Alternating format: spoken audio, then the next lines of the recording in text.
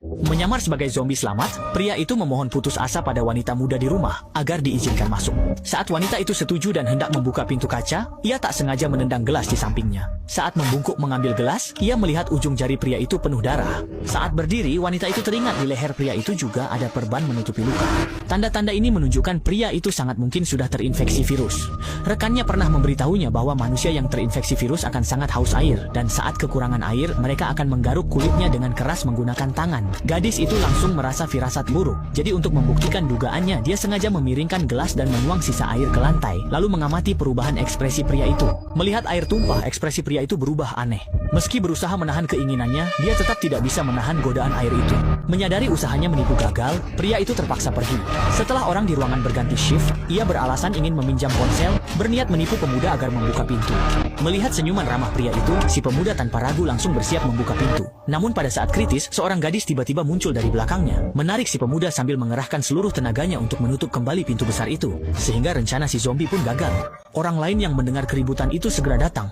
Dazuang menunjuk bekas tangan berdarah zombie di kaca, lalu dengan serius memperingatkan semua orang bahwa di luar safe house ada banyak zombie.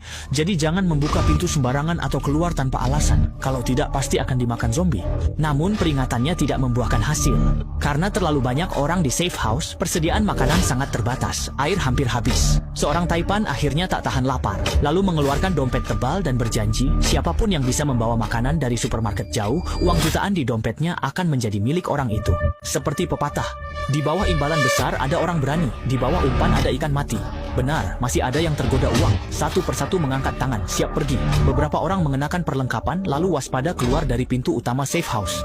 Untungnya, mereka segera tiba dengan selamat di supermarket yang tak jauh dari sana. Setelah memeriksa dan memastikan tidak ada zombie di supermarket, mereka berpencar dan mulai mengambil semua barang yang bisa dimakan.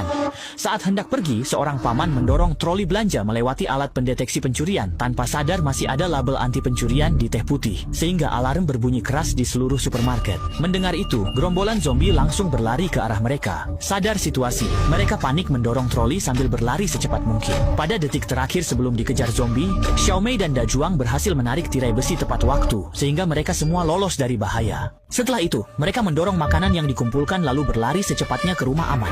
Saat mereka tiba di pintu rumah aman, wajah Xiaomei berubah. Kakak perempuan yang hampir tertipu menutup pintu utama dan tidak mau membukanya. Alasannya, dia melihat noda darah di dahi salah satu anggota. Jadi yakin pria itu sudah terinfeksi virus dan akan jadi zombie. Meski Xiaomei menjelaskan itu hanya luka akibat terbentur saat melarikan diri, kakak perempuan itu tetap tidak percaya dan menolak membiarkan mereka masuk. Namun saat itu juga, suara langkah zombie berlari semakin mendekat ke arah mereka. Dalam kepanikan, beberapa orang langsung mengangkat senjata mereka.